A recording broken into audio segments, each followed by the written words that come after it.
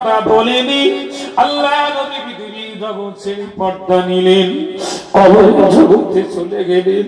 এরপরে নবী আমাদের কথা বলেনি। আল্লাহ কঠিন কিয়ামতের দিন, যেদিন মা তার সন্তানকে চিনবে না, সন্তান তার মাকে চিনবে না, স্বামী তার স্ত্রীকে চিনবে না, স্ত্রী তার স্বামীকে চিনবে না। আল্লাহ ভয়াবহ কঠিন দিনে, যেদিন আপনার নামটা তাহার হয়ে যাবে। আল্লাহ মানুষ নাফসি করে ছুটতে থাকবে। সেই ভয়াবহ কঠিন দিনে যে নবী উম্মতের মায়ায় আমাদের মতো উম্মতকে জাহান্নাম থেকে বাঁচানোর জন্য একবার মিজানের পাল্লার কাছে ছুটে যাবে।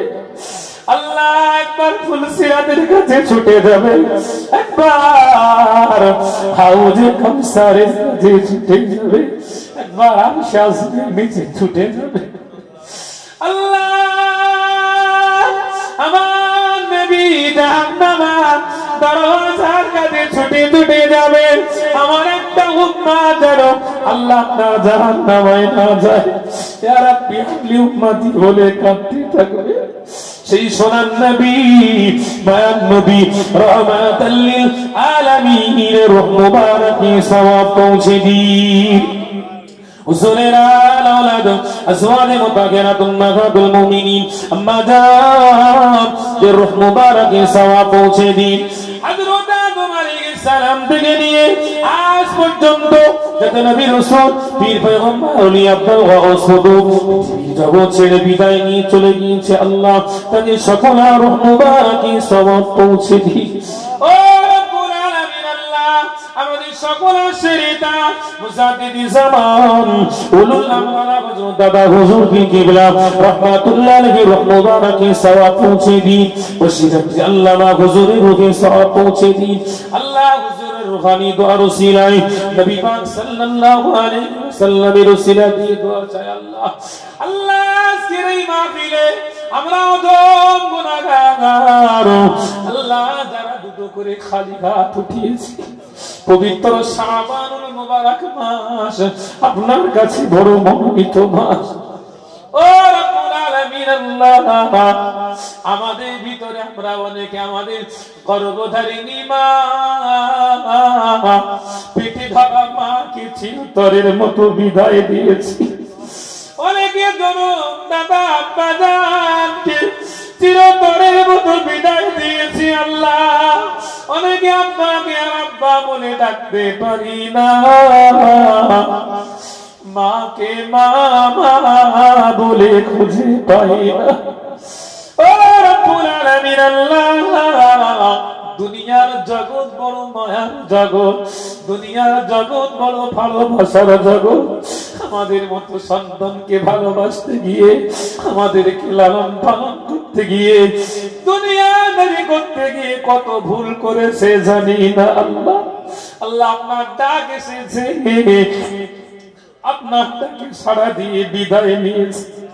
আমরা গুনাহগার, তাদের লাশকে গোসল দিয়েছি, দুনিয়ার কাপড়ে কাফন বানিয়ে আল্লাহ তাদের লাশকে কাঁধে করে নিয়ে জানাজার জায়গায় রেখে জানাজা পড়ে নিষ্ঠুরের মতো তাদের লাশকে কবরের ভিতরে শুইয়ে দিয়েছি। আল্লাহ কবর আখিরাতের প্রথম মঞ্জিল আপনার হাবিব বলেছে।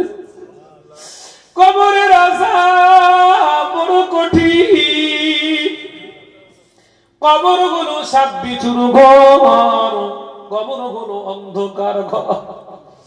নিষ্ঠুরের মতো আল্লাহ সেই ঘরের ভিতরে অনেকের আব্বাকে শুইয়ে দিয়ে বুকে মাটি দিয়েছি, মাকে শুইয়ে দিয়ে বুকে মাটি দিয়েছি। আব্বা আব্বা বলা ডাকটা চিরতরে অন্তর থেকে বসে দিয়েছি। আল্লাহ অনেকে মা মা বলা ডাকটা মুছে দিয়েছি। ও রব্বুল আলামিন, আল্লাহ মা হলো সন্তানদের দেওয়া আপনার জান্নাতি নিয়ামত। আল্লাহ সেই মায়ের বুকে অনেকে মাটি চাপা দিয়েছি, তাদের দেওয়ার মতো কিছুই নাই, শুধু দুটো হাত আপনার দরবারে উঠিয়ে গভীর রজনীতে আপনার শাহী দরবারে দোয়া চাই। আল্লাহ আমাদের আব্বা মায়ের কবরগুলোকে জান্নাতের বাগিচা বানিয়ে দিন। আল্লাহ তাদের কবরে জান্নাতি হাওয়া, জান্নাতি খাওয়া, জান্নাতের বিছানা বিছিয়ে দিন। কিয়ামত পর্যন্ত সুখের ঘুম পাড়িয়ে দিন। আল্লাহ আব্বা মা চলে গিয়েছে, আমাদেরকেও চলে যেতে হবে। আল্লাহ কার কোন দিন কখন ডাক আসবে কেউ জানি না। সকলকে কবরে যাওয়ার জন্য উত্তম আমল করার মতন তৌফিক দিন। বাকি জিন্দেগিটুকু ইসলামের উপরে, ঈমানের উপরে কায়েম দায়েম রেখে দিন।